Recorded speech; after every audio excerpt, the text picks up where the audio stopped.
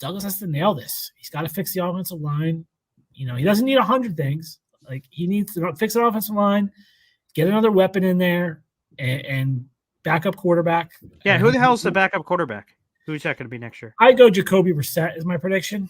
Okay. But I think any of those guys, that you hear, those veterans, I think any of them are a possibility. We'll see. The question there is who has an opportunity to go somewhere and start, or be the bridge quarterback for a team that's drafting one. Like, does Tannehill get to go to Chicago, and if they're drafting one, or Washington or New England, or does Brissett do that? Does Gardner Minshew do that? But I think it's going to be one of those big names.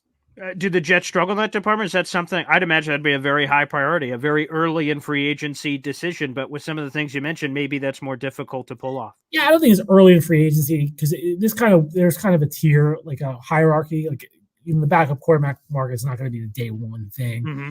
But I don't think that's a problem. I think where they struggle is you're coming to play behind Aaron Rodgers, right? And if you're a veteran, you're going, okay, I am not going to play unless he gets hurt, right? There's no scenario where you're going to get to play.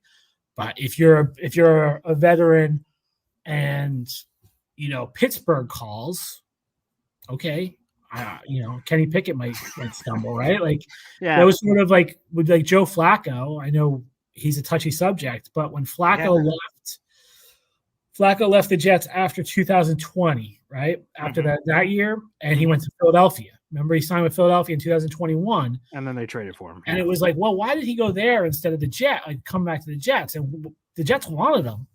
But he felt like Jalen Hurts at that time was still establishing himself. Jalen Hurts might stumble after 4 games and he could play. He knew the Jets were drafting a quarterback at number 2, and he probably wasn't going to play. So I think that's the challenging part for the Jets right now is Aaron Rodgers is locked in. It's really an injury situation is the only way you're going to play.